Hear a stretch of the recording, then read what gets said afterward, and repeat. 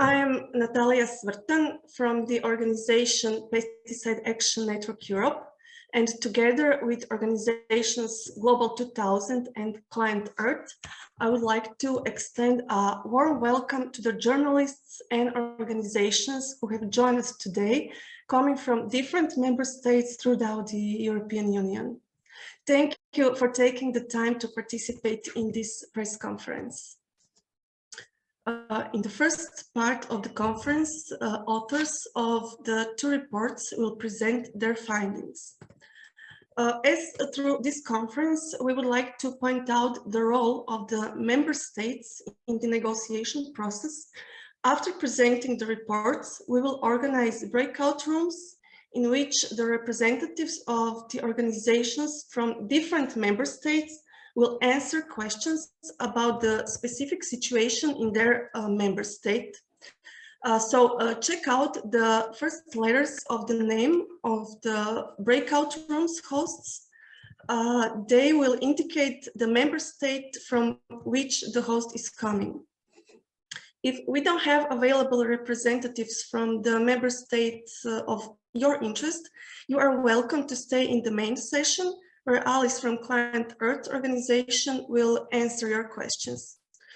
So we have available breakout rooms that will be supported by organizations from Austria, Belgium, Croatia, France, Germany, Hungary, Ireland, Italy, Netherlands, Poland, and Spain. Breakout rooms will not be recorded. After that, we will have a joint discussion with journalists who will be able to ask questions and chat. So the reason we invited you today is to share with you our findings on the positions of the member states in the negotiations on the European Commission's legislative proposal, regulation on SAIO, statistics on agricultural inputs and outputs.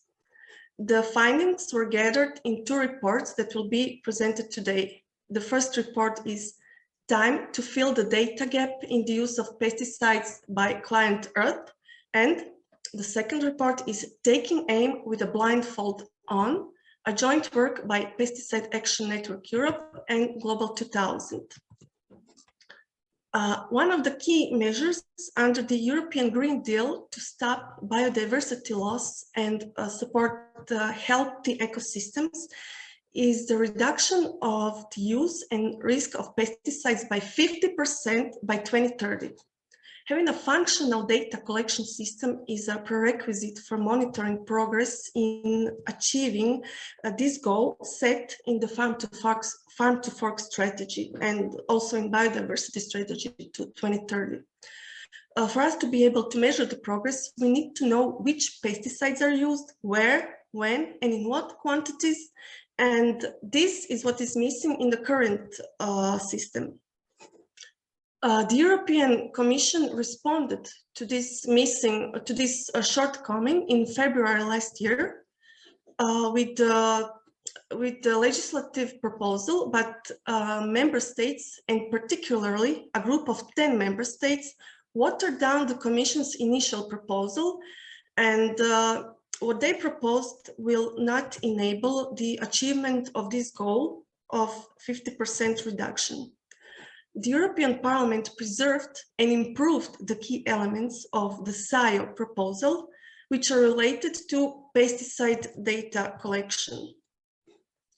Now we want to ask from member states to react and to change their position regarding the key requirements, which are that statistics on pesticide use are submitted to Eurostat on annual basis instead of every 5 years as it is now and as it was proposed by member states.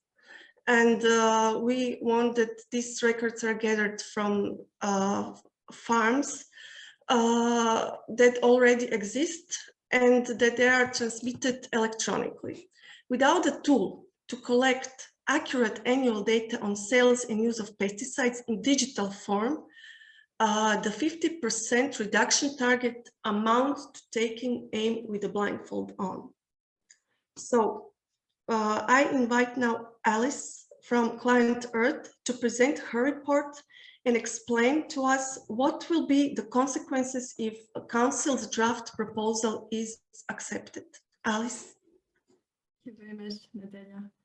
Indeed, so our report that we produced at ClientEarth aims at explaining the council proposal, the council mandate, and their position regarding this regulation, this proposal. So as Natalia said, the proposal relates to statistics on agriculture input and output. But more clearly, it's just an instrument that is meant to ensure that the necessary data is available to monitor the progress towards the targets set out in the Farm to Fork strategy. As Natalia said, the 50% reduction target. Statistics have limits, of course, they cannot do everything, but at the very least, they are meant to allow the monitoring of policies. And right now, the European statistics on pesticides use do not allow any meaningful analysis of trends. And this is not even us saying that, this is Eurostat in an interesting research paper from 2019. And this issue we have today is really due to a regulation, which is Regulation 1185/2009 about pesticide statistics. And this is what the Commission is proposing to revise, along with all other statistics regarding agriculture. If we don't fix the European statistics on pesticides use, we won't have the relevant data to control whether we hit or we miss this target. But more specifically, what is wrong in the Council's position? The first point is that the first data on pesticides use will only be available as late as 2027 if the Council position is followed, and covering only 1 year out of 5.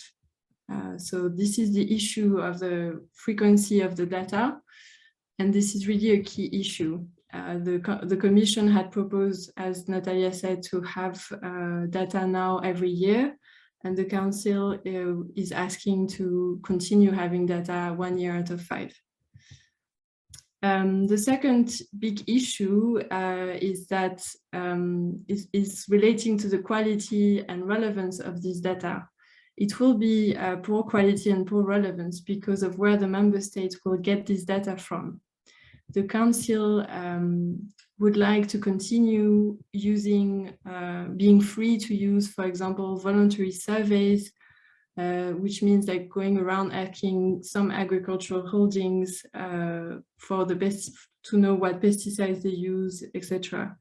What the Commission proposed is to require member states to use the records that agricultural holdings have already to keep, and hopefully they are keeping these records on the pesticides they use, and use this as an administrative source to produce statistics. This is a very big issue because the Council has really gone the other way and deleted one little word which changes everything, which means that this will be only voluntary to collect these farmers' records. And the Commission also anticipated that these records need to be in electronic format, need to be transmitted digitally, and this is also something the member states have voted against. Finally, and that's something that may have come a bit more unnoticed, is regarding transparency. So whatever the data is collected in the end on pesticide use, the Council position is showing an intention to limit access to this data to the public. And they did that by deleting a recital, which clarified that 2 important EU laws on access to environmental information remain applicable in the context of this statistics regulation. So this recital wasn't enough. We think it's not enough to ensure transparency, but the Council considered that it was too much and deleted it, which is really a sign that they were willing to to not be transparent and to keep, to some extent, the data to themselves. So these are the key issues, but there are also others that you can read in our report that I'll summarize quickly. The Council position is limiting also the scope and the content of the data on pesticide use. So for example, they put amendments to prevent this data from being aggregated at regional level. They only want the data to be at national level.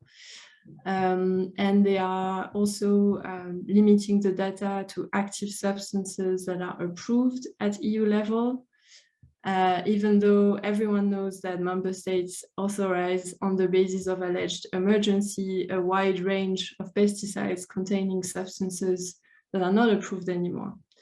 So there are a range of issues like that in our report you can read. Finally, the Council also put in place barriers for the Commission to fix these issues later, because it's one thing to set it in the law today, it's another to prevent the Commission from adopting non-legislative acts,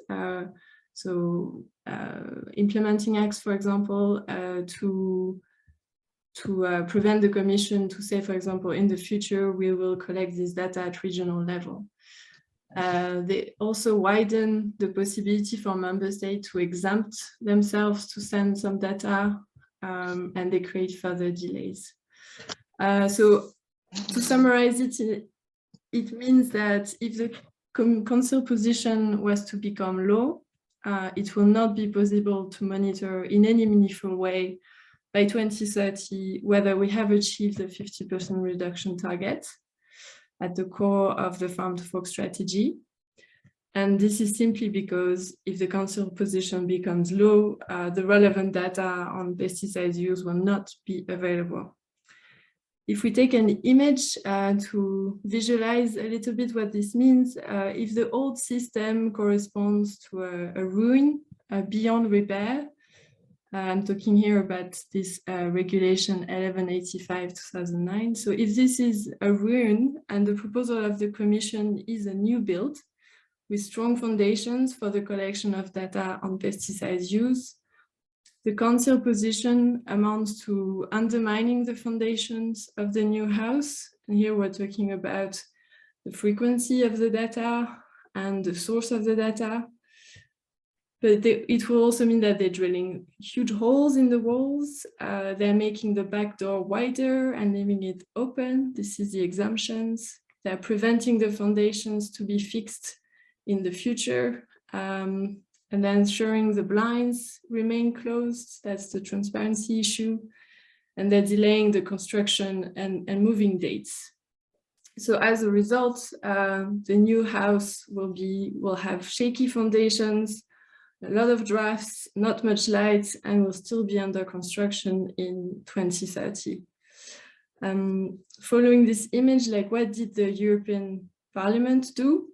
Well, they secured the foundations. So it means that they supported the collection of annual data and from the existing records that agricultural holdings have to have.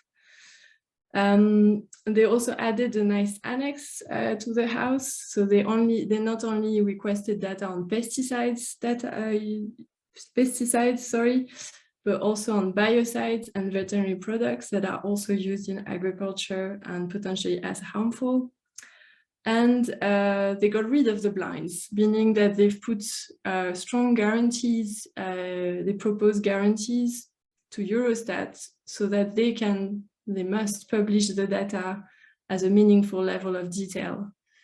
And not, for example, by groups of pesticides that it is the case today. If you go on the Eurostat website and look for pesticides use data, you will see that you can only find the data per family of pesticides and not per active substance. So you won't find the data, for example, for glyphosate or the Roundup. You will find it in the group that they are part of.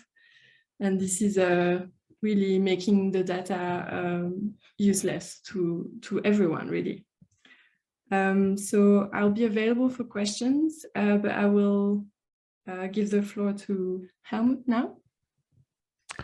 Thank you, Alice, for this perfect summary. So when the trilogue starts tomorrow, from what we heard from Alice, there will be on the one side the European Parliament position, which all in all and has even improved the key elements or saved the key elements of the Commission's proposal. And on the other side, there will be the Council position, which is watered down to the point of ineffectiveness. To find out what went wrong with the Council, in the Council, we, and that is Pan-Germany, Pan-Europe and Global 2000, Friends of the Earth Austria, we invoked our rights of access to European documents, and we obtained 49 documents from the European Council discussions on the proposal, on the SAIO proposal, which gave us insight into the member states' individual positions and their individual contributions in watering down the proposal. And these findings are the main results of our report based on the ClientEarth analysis, the report taking aim with a blindfold on. And in the next 5 minutes, I will try to give you a brief overview on the main findings that we did have. In the first chapter, in the introduction, we summarize briefly the European legal framework on pesticides and EU policies that have aimed to reduce use and risk for the pesticides for 30 years. So this started in 1993 with the 5th Environmental Action Program. But all these attempts have failed dramatically, as several recent reports by the European Court of Auditors and also by the European Commission has shown. The second chapter gives an overview on the Council documents. The links where you can download them are indicated in blue color. What was a bit disappointing about these documents, we got a lot, but there were no protocols, no minutes around within these protocols. And we were told that minutes are not made in the Council when they discuss legal proposals, and believe it or not. So what we got were, for example, agendas and working papers for the different meetings. And we also found or got progress reports. But the most useful documents for our analysis were the comments from each member states that they had to send to the Council presidency in the beginning of the process, in which they amended or made their proposals for amendments to the Commission proposal, and also the specific comments that are related to the specific articles and paragraphs. And the results of our investigations are presented in the next chapter and are summarized in a table and a bit more simplified on the following slide that I have prepared for this press conference especially. And what we did is that we, based on the analysis, on the legal analysis of ClientEarth, we selected and investigated 5 toxic amendments to the Commission proposal that have been put forward in the Council and that are now part of the mandate of the Council, which they will use for the negotiations in the trilogue that starts tomorrow. And these amendments concern the Commission proposing to have, first, annual statistics on pesticide use based on farmers' existing records. So, and in an electronic format. So these are 3 fundamental prerequisites for a functioning law. And moreover, that the Commission should have the power to adapt and improve data requirements if necessary. And last but not least, the existing public rights to access information on the use of pesticides. This was explained already by Alice before. And what we did now is to look for each member state if they had submitted amendments or comments on these 5 specific items in the Commission's proposal and of what nature their comments and amendments were. If a member state, for example, demonstrated explicit support, which was not very often the case, support for the Commission proposal, then it became a dark green. Silent support became a light green, moderate concerns yellow, the call for a restrictive change comparable to the problematic toxic amendment was orange, and proposing the toxic amendment became a clear red. And to start with the positive aspects, we can see here that in the beginning of the negotiations, member states like, for example, Belgium, Italy, France, Latvia, Luxembourg, Malta, Romania, Portugal, Slovakia expressed little or even no objection to the Commission's proposal on pesticide use. The least concerns were related to the public right to know, as to transparency. Most concerns were related to annual transmission of the data. But in the end, a huge majority of the member states and also of those previously mentioned, which were moderate at the beginning, all of them voted against both, so accepting a council mandate that contains numerous toxic amendments related to pesticides. And the major result, I would say, of our analysis is that these toxic amendments have largely been put forward by a group of 10 member states. This group has coordinated their mostly destructive amendments in advance and submitted identical comments and identical amendments. And these 10 member states were Austria, the Czech Republic, Denmark, Germany, Hungary, Ireland, Netherlands, Poland, Slovenia, and Spain. This group of 10 opposed the Commission's proposals on 4 of the 5, as you can see in the chart, 5 points selected as examples, with Denmark and Austria partly deviating from the common position of the group of 10. Denmark, for example, and this is quite interesting, initially opposed to the annual data collection, but in a second opinion, it corrected its first opinion. This was a few weeks later, and it supported now the annual collection and also the annual collection in an electronic format, which was then quite good. And as you can see, also outside the group of 10, there were member states that have put forward at least one of the toxic amendments. And within the group of 10, there were member states like Poland or Hungary or Ireland that seem at least to have more or less followed the others because they were not active in commenting anything in their initial general comments.